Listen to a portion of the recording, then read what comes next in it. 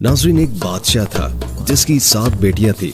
एक दिन बादशाह बेहद खुश हुआ और अपनी 7 बेटियों को बुलवाया और कहने लगा, मैं तुम सबसे एक सवाल करूंगा। अगर मुझे तुम्हारा जवाब अच्छा लगा तो तुम्हें तुम्हारी पसंद का इनाम दिया जाएगा। सब कतार में खड़ी हो जाओ और बताओ कि तुम किसका दिया खाती हो और किसका दिया पहनती हो। पहली 6 बेटियों ने जवाब दिया, ऐ अब्बा हुजूर, हम आपका दिया खाती हैं और आपका दिया पहनती हैं। ये सुनकर बादशाह बेहद खुश हुआ और उन बेटियों को उनकी पसंद की चीजें दे दी। जब सबसे छोटी बेटी की बारी आई तो बादशाह ने उसकी जानिब देखा। उसकी आंखों में मासूमियत और एतमाद छलक रहा था।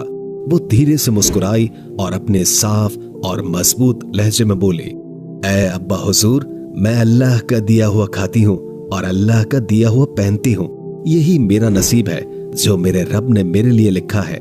जो कुछ भी मेरे पास है वो उसी की इनायत है। ये अल्फाज सुनकर दरबार में एक लम्हे के लिए खामोशी छा गई। ये जवाब एक आम जुमला नहीं था, बल्कि तवक्कुल, शुक्र और हकीकी समझ का आगाज था। उसके लहजे में ऐसी गहराई थी कि हर शख्स हैरत ज़दा हो गया। उसकी बात में एक गैर मामूली सच्चाई और आजिज़ी छुपी थी, जैसे वो दुनिया की तमाम नेमतों को हकीकी मालिक की तरफ मंसूब कर रही हो। बादशाह के चेहरे पर गुस्से और हैरत के मिले जुले जज्बात थे। वो शायद ऐसे जवाब की तवक्को नहीं कर रहा था, लेकिन ये छोटी सी शहजादी अपनी उम्र से कहीं ज्यादा समझदार और दाना लग रही थी। उसकी बात में एक खामोश पैगाम ये भी था कि हकीकी शुक्रगुजारी इंसान को जमीन से उठाकर आसमान की बुलंदियों तक पहुंचा सकती है, बशर्ते कि वो दिल से अल्लाह पर यकीन रखे।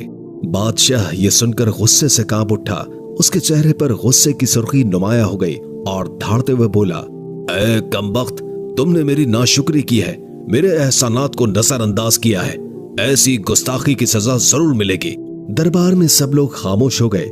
छोटी शहजादी ने नरमी से जवाब दिया, जो हुक्म अब्बा हुजूर। उसके लहजे में न ही कोई खौफ था न बगावत, बल्कि सिर्फ आजिज़ी और अल्लाह पर यकीन की झलक थी। बादशाह गुस्से में आकर बोला, इस गुस्ताख को मौत की सजा दी जाए। सिपाहियों, इसे फौरन फांसी के लिए तैयार करो। ये सुनकर दरबार में हलचल सी मच गई। बादशाह की छोटी बेटी पर मौत की सजा सुनाना एक गैर मामूली बात थी। सबकी नजरें शहजादी पर थी, जो उस वक्त पुरसुकून खड़ी थी।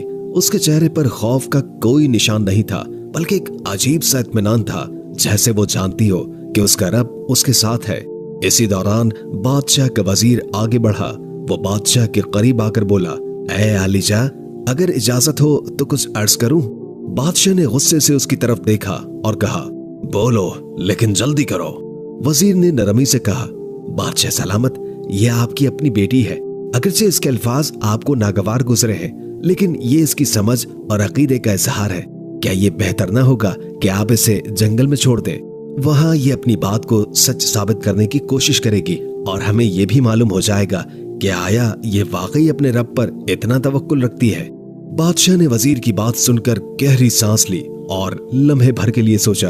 फिर वो सिपाहियों की तरफ मुड़कर बोला, ठीक है, इसे फांसी के बजाय जंगल में छोड़ाओ। मैं देखना चाहता हूँ कि ये मेरे बगैर कैसे अल्लाह का दिया खाती है और अपने नसीब का पहनती है। सिपाही आगे बढ़े और शहजादी को ले जाने लगे, लेकिन शहजादी के चेहरे पर अब भी सुकून था, जैसे वो जानती हो कि ये आजमाइश भी उसके लिए अल्लाह की रहमत का दरवाजा खोलेगी। दरबार में मौजूद सभी लोग हैरान थे कि ये लड़की किस कदर मजबूत ईमान और हौसले की मालिक है। शहजादी से तमाम जेवरात और कपड़े ले लिए गए और उसे तन्हा जंगल में छोड़ दिया गया, लेकिन शहजादी मुतमईन रही। उसका तवक्कुल अल्लाह पर था। वो जानती थी कि जो रिस्क अल्लाह ने उसके नसीब में लिखा है वो उसे जरूर मिलेगा। रात के करीब शहजादी ने जंगल में लकड़ियां इकट्ठी की ताकि आग जलाई जा सके।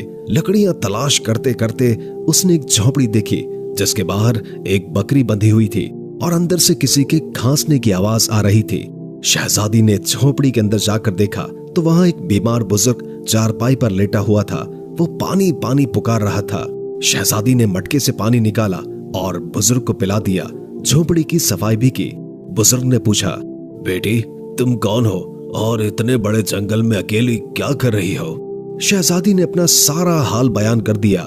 सुबह के वक्त बुजुर्ग ने कहा, मैं शहर काम पर जा रहा हूँ और 7-8 दिन के बाद वापस आऊंगा।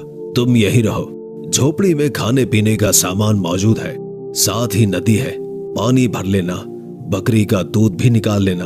ये कहकर बुजुर्ग चला गया। जब रात होती तो शहजादी बकरी का दूध निकालकर आधा अपने लिए रख लेती है और आधा दूध एक बर्तन में डालकर झोपड़ी के बाहर रख देती है। उसका ख्याल होता है कि अगर कोई जानवर या परिंदा भूखा प्यासा होगा तो वो दूध पी लेगा, फिर वो इत्मीनान के साथ सो जाती है। सुबह सवेरे जब शहजादी की आंखें खुलती है तो परिंदों की चहचहाट और ठंडी हवा के झोंके उसे जगा देते हैं। वो धीरे से उठती है और झोपड़ी का दरवाजा खोलती है।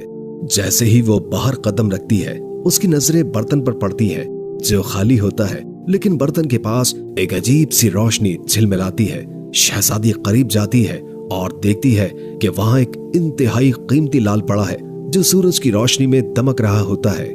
शहजादी हैरत और खुशी के मिले जुले जज्बात के साथ लाल को उठाती है। ये देखकर उसके दिल में तजस्सुस पैदा होता है कि ये लाल यहाँ आया कैसे। फिर उसकी नजर बर्तन के इर्द गिर्द जमीन पर पड़ती है जहां सांप के निशानात साफ दिखाई देते हैं। उसके दिमाग में फौरन बचपन की एक कहानी गूंजती है जो उसे उसकी दादी अम्मा ने सुनाई थी। दादी कहा करती थी, जब कोई सांप खुश होता है या किसी से मुतासिर होता है तो वो अपनी खुशी के इजहार के तौर पर एक कीमती लाल उगल देता है जो हीरो से भी ज्यादा कीमती होता है। ये ख्याल आते ही शहजादी के चेहरे पर एक मुस्कुराहट आ जाती है। वो सोचती है शायद ये वही सांप था जो रात को दूध पीने आया होगा। वो भूखा और प्यासा था और दूध पीकर खुश हो गया। अपनी खुशी के इजहार के तौर पर उसने ये कीमती लाल यहाँ छोड़ दिया। शहजादी लाल को गौर से देखती है। उसकी चमक आंखों को खीरा कर देने वाली होती है। वो दिल में शुक्र अदा करती है और सोचती है ये अल्लाह की तरफ से एक और निशानी है कि वो अपने बंदों को कभी अकेला नहीं छोड़ता। ये वाकया शहजादी के दिल में मजीद यकीन और सुकून पैदा कर देता है। वो सोचती है कि अगर नीयत साफ हो और दिल में रहम हो तो अल्लाह अपने बंदों के लिए ऐसे रास्ते निकालता है जो इंसान की सोच से बाहर होते हैं। वो लाल को महफूज जगह पर रख देती है और दिल में अहद करती है कि आज रात फिर बर्तन में दूध रखेगी, ये देखने के लिए कि क्या ये मौजज़ा दोबारा भी होता है या नहीं। ये एहसास कि उसकी मदद के लिए कुदरत खुद हरकत में आ चुकी है शहजादी के दिल में एक नई उम्मीद और हौसला पैदा कर देता है। वो अपनी आजमाइश को अल्लाह की रहमत में बदलता हुआ देखती है और दिल ही दिल में मुस्कुरा कर कहती है, अल्लाह का शुक्र है जिसने मेरे सब्र और तवक्कुल को रायगा नहीं जाने दिया। शहजादी ये सोचकर हैरान होती है और दिल में सोचती है कि शायद सांप भूखा और प्यासा था और दूध पीकर खुश हो गया। खुशी के आलम में उसने लाल उगल दिया। शाम होते ही शहजादी दोबारा दूध बर्तन में डालकर झोपड़ी के बाहर रख देती है और खुद सो जाती है। हर सुबह शहजादी देखती है कि बर्तन खाली है और एक नया लाल बर्तन के पास पड़ा हुआ है। इस तरह 7 दिन गुजरते हैं। हर दिन सांप दूध पीकर एक लाल उगल देता है। 7वें दिन वो बूढ़ा ज़ईफ बुजुर्ग काम से वापस आता है। शहजादी उसे पूरा वाकया सुनाती है और 3 लाल उसे दे देती है। वो कहती है, आप शहर जाएं और इन लालों को बेचकर महल बनाने का सामान और मजदूर ले आएं। बाकी 4 लाल शहजादी एक माला की शक्ल में गले में पहन लेती है। कुछ ही महीनों में जंगल में एक शानदार महल तैयार हो जाता है।